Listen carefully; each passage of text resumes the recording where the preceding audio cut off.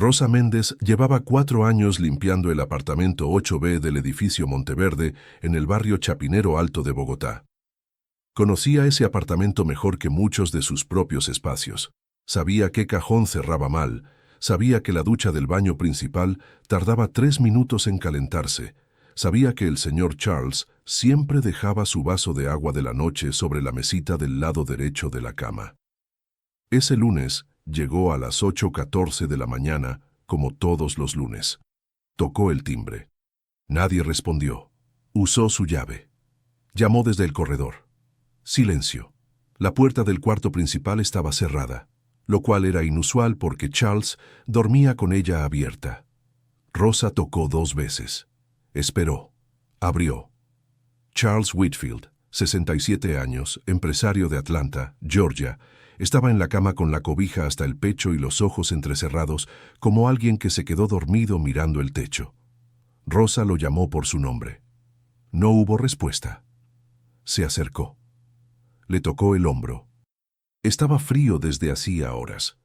Eso fue el lunes a las 8:14 de la mañana, y para entender cómo llegamos hasta esa habitación, hay que retroceder exactamente 5 meses. Porque esta historia no empieza con una muerte. Empieza con un evento corporativo y una mujer que sabía exactamente cómo entrar a una habitación y cómo salir de ella sin que nadie lo recordara. Adriana Pedraza tenía 31 años cuando Charles Whitfield la vio por primera vez, no en una app, no en redes sociales. En persona, en el salón de eventos del Hotel Sofitel de Bogotá, durante una recepción para empresarios del sector de servicios veterinarios que Adriana había organizado como parte de su trabajo como asesora de protocolo y comunicación corporativa. Tenía 95,000 seguidores en Instagram. No los había conseguido siendo influencer. Los había conseguido siendo lo que era, una mujer con criterio visual preciso, una capacidad natural para hablar en cámara y una historia que la gente quería escuchar. Su contenido no era glamour, era sustancia presentada con elegancia, que es una combinación más difícil de lograr de lo que parece. Y aquí tengo que decirte algo sobre Adriana Pedraza, que los medios simplificaron después hasta hacerle daño a la verdad. La llamaron ex reina de belleza, como si eso lo explicara todo. Y sí, Adriana había sido reina del Café de Caldas 7 años atrás, a los 24, en un concurso regional con tradición de décadas en el eje cafetero. Pero eso era el dato más viejo de su biografía, no el más relevante. Lo más relevante era lo que había construido después. Una firma de asesoría de imagen y comunicación con 4 clientes corporativos fijos, un podcast de marca personal con 12,000 escuchas por episodio y una reputación en el sector de eventos de Bogotá que le conseguía trabajo sin necesidad de buscar. Pero eso no es lo más extraño. Lo más extraño es que Adriana había investigado a los asistentes al evento del Sofitel antes de que llegaran. Era parte de su método de trabajo, conocer a los clientes potenciales antes de conocerlos. Charles Whitfield, viudo desde hacía 3 años, dueño de una red de 6 clínicas veterinarias en el estado de Georgia, patrimonio estimado en $1.300.000 entre activos fijos y cuentas de inversión. Viajaba a Bogotá cada 6 semanas por negocios relacionados con importación de insumos médicos veterinarios desde laboratorios colombianos. Cuando Charles se acercó esa noche y se presentó, Adriana ya tenía la ficha completa. Esta historia ocurrió en Bogotá, pero sé que muchos de ustedes me siguen desde distintos rincones del continente. Desde Chile, desde Venezuela, desde Perú, desde México, desde lugares que no alcanzo a imaginar. Déjenme en los comentarios desde dónde están viendo esto, porque me interesa saber hasta dónde llegan estas historias. La conversación esa noche en el Sofitel duró hasta que el personal del hotel empezó a recoger las mesas. Charles hablaba con la lentitud pausada de los hombres del sur de los Estados Unidos que aprendieron que no hay prisa en ninguna conversación que valga la pena. Le preguntó a Adriana sobre su trabajo con una curiosidad que no parecía protocolar. Le preguntó por Bogotá con el interés genuino de alguien que lleva 2 años visitando una ciudad y siente que todavía no la entiende del todo. Adriana respondió todo con la precisión de alguien que sabe que la primera conversación define el tono de todas las que vienen. Al final de la noche, Charles le pidió su tarjeta. Adriana se la dio, y agregó, sin que él preguntara, que si quería conocer Bogotá de verdad en su próxima visita, ella podía mostrarle la ciudad que no aparece en las guías de turismo para ejecutivos. Charles volvió 6 semanas después. La llamó el segundo día. Y ese segundo encuentro no fue en ningún restaurante de ejecutivos ni en ningún lugar que apareciera en una guía de negocios. Fue en el mercado de las pulgas del Parque El Virrey, un domingo por la mañana, entre puestos de libros viejos y muebles con historia, con el ruido de la ciudad de fondo y 2 tintos comprados en un carrito de madera que costaban 1,000 pesos cada uno. Presta atención a este detalle, porque va a ser clave más adelante. En ese encuentro, mientras caminaban entre los puestos, Charles mencionó de pasada que sus 2 hijos adultos en Atlanta, Brett y Melissa, no habían tomado bien su viudez, que lo llamaban demasiado, que lo trataban como si la muerte de su madre lo hubiera dejado incapaz de tomar decisiones propias. Que lo que más extrañaba de su vida antes de enviudar no era la compañía en sí, sino la sensación de que alguien confiaba en su criterio. Adriana escuchó eso con una atención que Charles notó y agradeció. Y hay algo que todavía no te he contado sobre ese domingo en el mercado, porque mientras Charles hablaba de sus hijos y de Atlanta, Adriana recibió un mensaje en su teléfono que leyó de reojo y guardó sin responder. El remitente guardado como una inicial, S. No era un cliente, no era una amiga. Era alguien que Adriana llevaba años manteniendo en un compartimento separado de su vida que nadie de su entorno conocía completamente. Ese mensaje de S decía 3 palabras. ¿Cómo va todo? Adriana respondió horas después, cuando Charles ya se había ido al hotel. Respondió con 4 palabras que los investigadores encontrarían meses después en el historial de su teléfono y que cambiarían el rumbo de toda la investigación. Respondió: mejor de lo esperado. Y el celular de Charles Whitfield, encontrado con la pantalla quebrada dentro del vaso del baño la mañana del lunes, había recibido a las 2:19 de esa madrugada un mensaje enviado a su abogado en Atlanta que decía únicamente: ella volvió, no estoy bien.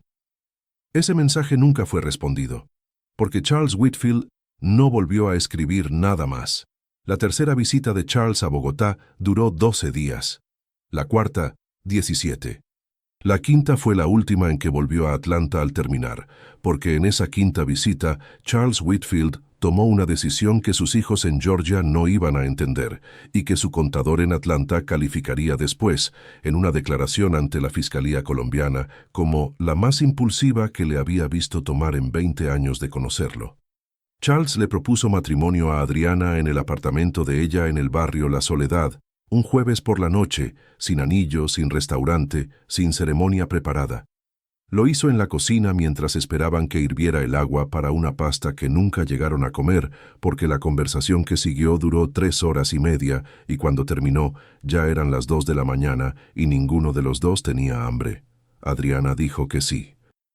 Y lo dijo de una manera que Charles describiría después en el único correo que le envió a su hija Melissa sobre el tema como sin drama y sin dudas, que es exactamente como quiero que sean las cosas importantes. Melissa guardó ese correo. Lo imprimiría meses después y lo llevaría al consulado estadounidense en Bogotá el día que fue a reportar la muerte de su padre. Pero eso no es lo más extraño del período previo a la boda. Lo más extraño fue lo que Charles hizo en los 10 días que pasó en Atlanta organizando su traslado definitivo. Llamó a su abogado, actualizó su testamento, y en esa actualización, Adriana quedaba como beneficiaria del 40% de su patrimonio, con el 60% restante distribuido entre Brett y Melissa en partes iguales. Brett se enteró por el abogado, como exige la ley. Llamó a su padre esa misma tarde. La llamada duró 41 minutos. Charles colgó primero. La boda fue en una notaría del barrio Chapinero, un sábado al mediodía. Esta vez, Adriana sí invitó a su familia, su madre, su hermana mayor y una tía que viajó desde Manizales. Del lado de Charles asistieron únicamente 2 colegas colombianos de negocios. Brett y Melissa no vinieron, no fueron invitados. La hermana de Adriana le diría después a los investigadores que la semana antes de la boda, en una conversación privada, Adriana había mencionado que Charles estaba manejando tensiones familiares y que era mejor que la ceremonia fuera tranquila. Presta atención a este detalle porque va a ser clave más adelante. Los primeros 2 meses de matrimonio tuvieron una superficie que funcionaba. Charles se instaló en el apartamento de Adriana en la Soledad. Trabajaba desde ahí en las mañanas, coordinando su negocio en Georgia de manera remota. Adriana mantenía su rutina, clientes, eventos, el podcast grabado los miércoles por la tarde en un estudio que alquilaba por horas en el barrio Quinta Camacho. Lo que Charles no veía, porque no tenía razones para buscarlo todavía, era lo que ocurría cuando Adriana salía a esas grabaciones del miércoles y tardaba el doble de lo que tardaba grabar un episodio. Y aquí es donde la historia da un giro que nadie esperaba. Porque Charles tenía un hábito que su contador en Atlanta conocía bien y que Adriana desconocía. Revisaba los estados de cuenta conjuntos cada 15 días sin excepción. No por desconfianza, sino por disciplina. Era lo mismo que hacía con las cuentas de su empresa desde los años 90. La primera revisión no mostró nada inusual. La segunda tampoco. La tercera, en el mes 4 del matrimonio, mostró una transferencia de $800 hacia una cuenta que Charles no reconocía. Estaba a nombre de una empresa llamada Comunicaciones Integral CEAS, registrada en la Cámara de Comercio de Bogotá hacía 16 meses. Charles buscó la empresa. No tenía página web, no tenía redes sociales, no tenía presencia verificable en ningún lado, pero tenía un representante legal, Adriana Pedraza. Si esta historia ya te tiene enganchado, dale like y suscríbete al canal, porque lo que viene en las próximas partes es todavía más fuerte. Y no quiero que te lo pierdas. Charles no confrontó a Adriana ese día. Lo procesó durante 4 días en silencio. Contrató, a través de un contacto de su abogado en Atlanta, a una firma de investigación con oficina en Bogotá. Les pidió una auditoría discreta de los movimientos de la empresa Comunicaciones Integral CES en los últimos 18 meses. El informe llegó 12 días después al correo de Charles. Lo leyó un domingo por la mañana mientras Adriana todavía dormía. Lo leyó 2 veces. Luego lo imprimió, lo dobló en 3 y lo guardó en el bolsillo interno de su chaqueta de cuero que colgaba detrás de la puerta del estudio. El informe tenía 19 páginas. Las primeras 14 eran registros contables, ingresos irregulares, sin facturación consistente con servicios reales de comunicación, varios depósitos en efectivo de montos medianos.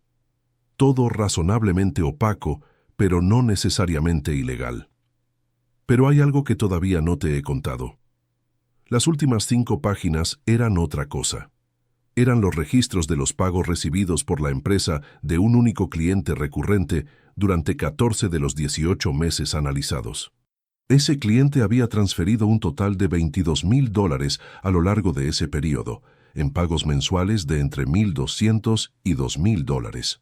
El cliente se llamaba Sebastián Mora Ríos, 34 años, arquitecto con estudio independiente en el barrio Usaquén de Bogotá. Charles buscó el nombre. Encontró el Instagram del estudio de arquitectura. En una publicación de 17 meses atrás que celebraba la inauguración de un proyecto residencial, había una foto de grupo donde aparecían los socios del estudio y algunos invitados. En esa foto, de pie al lado de Sebastián Mora, estaba Adriana Pedraza. La foto tenía 17 meses. Era 3 meses antes de que Charles y Adriana se conocieran en el Sofitel. Charles dobló el informe de nuevo. Se lo volvió a guardar en el bolsillo. Fue a la cocina. Se preparó un tinto. Y esperó a que Adriana se despertara sin decir nada, con esa calma de los hombres que han decidido que van a actuar, pero todavía no han decidido cuándo. Esa noche, llamó a su abogado en Atlanta y dijo que necesitaba consultar opciones legales en caso de fraude matrimonial en Colombia. La llamada duró 22 minutos. Cuando colgó, revisó su teléfono. Tenía un mensaje de Adriana desde la habitación. ¿Vienes a dormir? Charles respondió. Ya voy. Esa fue la última noche sin conflicto abierto entre los dos, porque al día siguiente, un domingo, Charles le preguntó a Adriana quién era Sebastián Mora. Y la manera en que Adriana tardó 2 segundos antes de responder, le dijo a Charles todo lo que necesitaba saber. Adriana dijo que Sebastián era un cliente antiguo, que la empresa Comunicaciones Integral SAS era una estructura que había creado para facturar servicios de consultoría de manera independiente antes del matrimonio, que no había nada irregular ahí, que si Charles tenía dudas, podía revisar los contratos. Charles la escuchó sin interrumpirla. Cuando terminó, sacó el informe doblado del bolsillo de su chaqueta y lo puso sobre la mesa del comedor. Sin dramatismo, sin alzar la voz, con la precisión de alguien que ha preparado ese momento durante días. Adriana lo miró. Miró a Charles, y entendió en ese segundo que la conversación que tenían no era la conversación que ella había preparado para tener. Lo que siguió duró 2 horas y cuarto. No hubo gritos, al menos no al principio. Hubo esa clase de tensión fría que es más difícil de sostener que la pelea abierta porque no tiene la válvula de escape del volumen. Charles habló con los datos del informe en la mano. Adriana respondió con explicaciones que iban cambiando de forma cada vez que Charles señalaba una inconsistencia. Y en algún punto de esa conversación, cerca de la 1:30, el tono cambió. Charles dijo que tenía una reunión con un abogado colombiano el lunes, que iba a explorar opciones para la anulación del matrimonio, que quería que los $800 de la cuenta conjunta transferidos a Comunicaciones Integral SAS fueran el punto de partida de una auditoría más amplia. Adriana se paró de la silla. Pero eso no es lo más extraño de esa noche. Lo más extraño es lo que dijo antes de salir del apartamento. Las cámaras del lobby del edificio Monteverde registraron a Adriana saliendo a las 11:31 de la noche del domingo con una mochila pequeña de tela negra colgada en el hombro derecho. Caminó hacia la calle sin mirar atrás. No tomó taxi frente al edificio. Caminó media cuadra y desapareció del ángulo de la cámara exterior. Lo que dijo antes de salir, según la reconstrucción que Charles haría en el mensaje a su abogado horas después, fue esto: «Hacé lo que quieras con los abogados, pero pensá bien lo que estás empezando». Charles no respondió eso. Cerró la puerta. Se sirvió un vaso de agua. Fue al estudio. Abrió el computador y escribió el correo a su abogado en Atlanta, detallando la conversación, las amenazas implícitas y su intención de proceder con la consulta del lunes. Ese correo lo envió a las 12:47 de la madrugada. A las 2:19 de la madrugada le escribió otro mensaje al mismo abogado. Ese fue el que Rosa Méndez encontraría sin respuesta en el celular roto dentro del vaso del baño. Ella volvió. «No estoy bien». Presta atención a este detalle, porque va a ser clave más adelante. Entre el correo de las 12:47 y el mensaje de las 2:19 hay 1 hora y 32 minutos que las investigaciones intentarían reconstruir durante semanas. En ese período, según los registros del edificio, nadie entró ni salió por la puerta principal. La cámara del corredor del 8º piso no detectó movimiento entre la 1:04 y las 3:47 de la madrugada. Las 3:47 es el horario que cambió todo. Las cámaras del corredor del 8º piso mostraban a las 3:47 de la madrugada del lunes a Adriana Pedraza caminando desde el ascensor hacia la puerta del 8B. Caminaba sin apuro. Usó su llave. Entró. La puerta se cerró detrás de ella. Permaneció adentro durante 43 minutos. Salió a las 4:30, sin la mochila, con la misma ropa. Caminó de vuelta al ascensor a la misma velocidad con que había llegado. Las cámaras del lobby la registraron saliendo del edificio a las 4:31. Y aquí es donde la historia da un giro que nadie esperaba. Porque a las 4:33, 2 minutos después de que Adriana saliera, el sistema de acceso del apartamento registra que la puerta del 8B fue asegurada con el seguro de palanca desde adentro. Ese seguro solo puede accionarse desde el interior. Si Adriana había salido a las 4:30, ¿quién aseguró la puerta a las 4:33? Rosa Méndez la encontraría cerrada por dentro a las 8:14. Tuvo que llamar al administrador del edificio para usar la herramienta de emergencia. Ese proceso tardó 22 minutos. Charles Whitfield llevaba muerto desde antes del amanecer. La médica forense doctora Camila Restrepo estableció que la causa de muerte era consistente con una depresión respiratoria severa. No había señales de violencia física, no había trauma, no había marcas que sugirieran forcejeo. Charles Whitfield parecía haber muerto mientras dormía.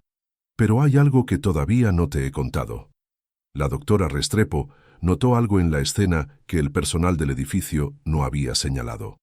El vaso de agua de la mesita de noche tenía un residuo seco de sedimento blanquecino en el fondo y en las paredes interiores. No era el tipo de residuo que deja el agua del acueducto de Bogotá.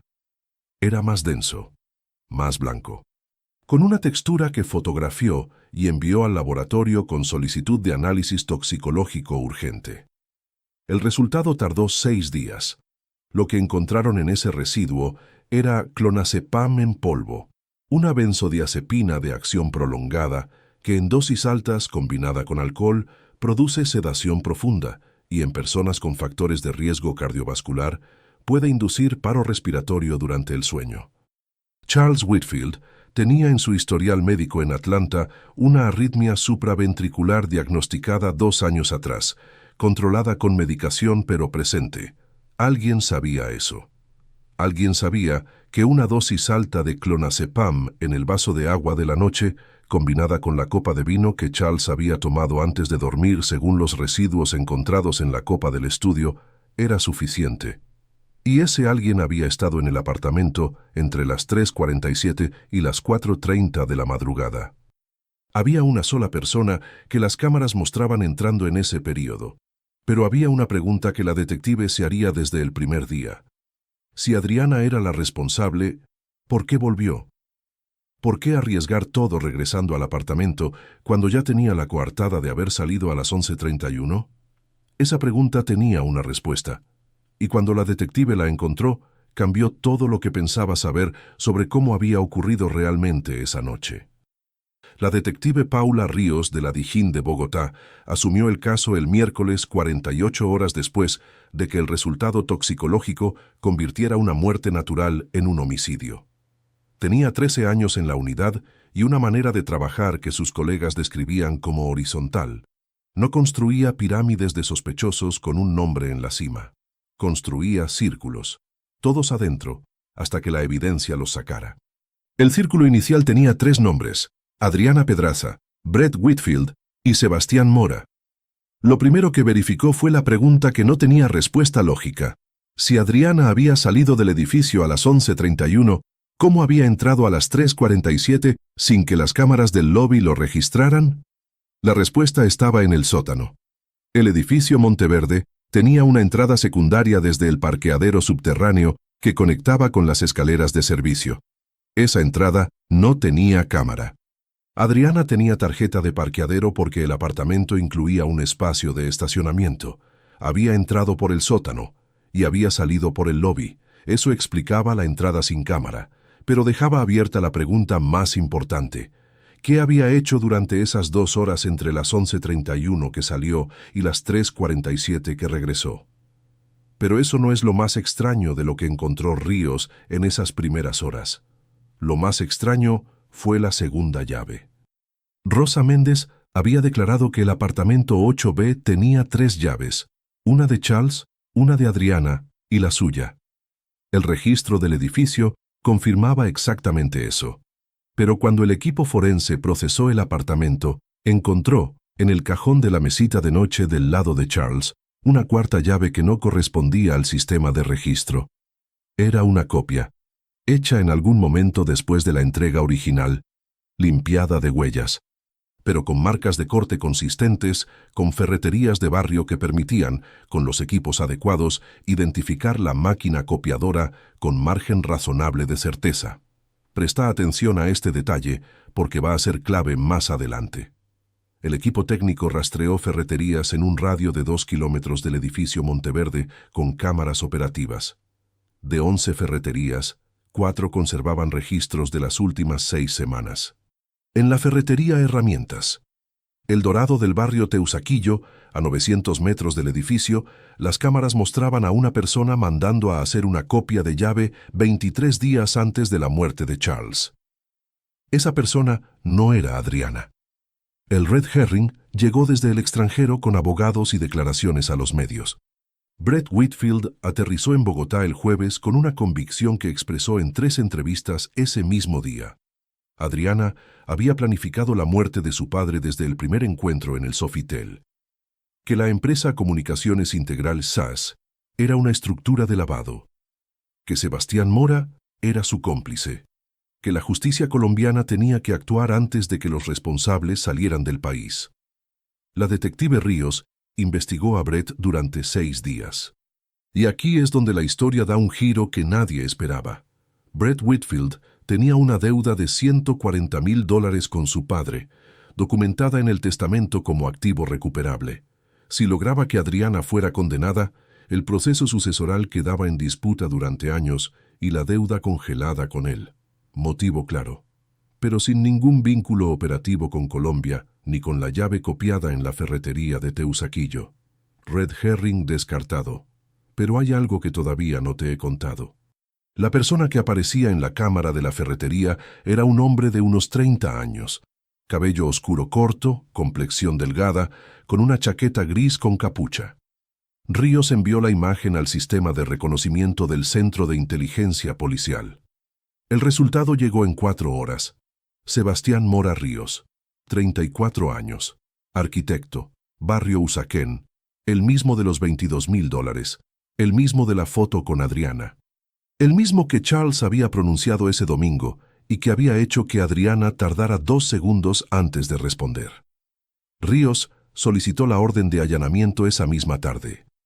Al amanecer del día siguiente, lo que el equipo encontró en el estudio de trabajo de Sebastián, en una carpeta azul guardada entre planos de arquitectura, era un documento de 4 páginas escrito a mano.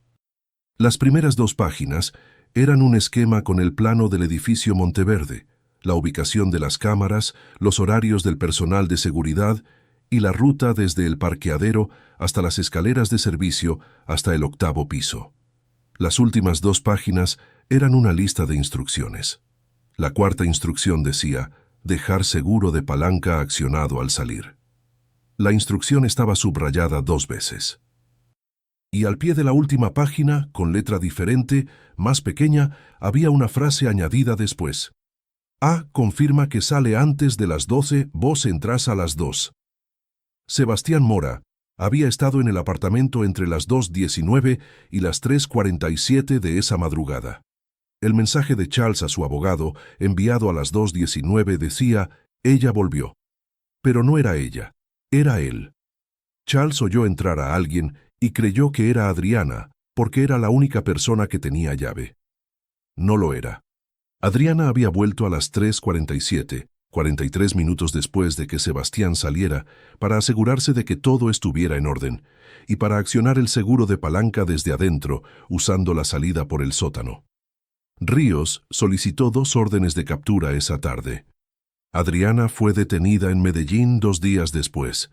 Sebastián fue capturado en Ipiales intentando cruzar hacia Ecuador, a 200 metros del puente de Rumichaca. Los 2 fueron trasladados a Bogotá esa misma noche. Y en la primera sesión de interrogatorio, antes de que llegara su abogado, Sebastián Mora pidió papel y esfero, y escribió durante 22 minutos sin que nadie se lo pidiera. Lo que escribió determinó el resto del caso. Las 22 páginas que Sebastián Mora escribió a mano en la sala de interrogatorio no eran una confesión. Eran algo más calculado y, en cierto sentido, más revelador. Una declaración de parte. Una versión ordenada, con fechas y detalles específicos, construida por alguien que había decidido que su única salida era convertirse en el testigo más útil del caso. Sebastián admitió haber entrado al apartamento usando la copia de llave que él mismo había mandado a hacer. Admitió haber disuelto el clonazepam en el vaso de agua de la mesita mientras Charles dormía. Admitió haber accionado el seguro de palanca y haber salido por las escaleras de servicio. Y admitió que todo eso lo había hecho siguiendo un plan que no era suyo. Según Sebastián, el plan había sido diseñado por Adriana con una precisión que él describió como clínica. Los horarios, la ruta, el tipo de sustancia, la dosis, el vaso de agua como vector, el momento específico de actuar. Todo había venido de Adriana. Él había aportado la ejecución. Ella había aportado el conocimiento. El conocimiento incluía los antecedentes médicos de Charles. Adriana sabía de la arritmia supraventricular porque lo había acompañado a una consulta de seguimiento con un cardiólogo en la clínica del Country 3 semanas después de su instalación en Bogotá. El médico había hablado de los factores de riesgo. Adriana había tomado nota. Pero eso no es lo más extraño de esa declaración. Lo más extraño es lo que Sebastián escribió sobre el origen de todo. Según su versión, la relación entre él y Adriana llevaba 4 años. Era una relación paralela, mantenida en silencio, que Adriana había preservado con una compartimentación que Sebastián describió como la misma habilidad que usaba para todo, hacer que cada parte de su vida creyera que era la única. Los $22,000 transferidos a Comunicaciones Integral SAS no eran pagos por servicios de comunicación, eran el acuerdo económico de una relación que Adriana había estructurado como negocio para que no pareciera lo que era. Sebastián declaró que cuando Adriana le dijo que Charles había contratado a una empresa de investigación para auditar sus cuentas y que el informe iba a exponer los pagos y, por extensión, la relación entre los dos, fue Adriana quien planteó la alternativa. Me dijo que teníamos 2 opciones, escribió Sebastián. Esperar a que Charles nos destruyera a los dos o actuar primero. Presta atención a este detalle, porque va a ser clave más adelante.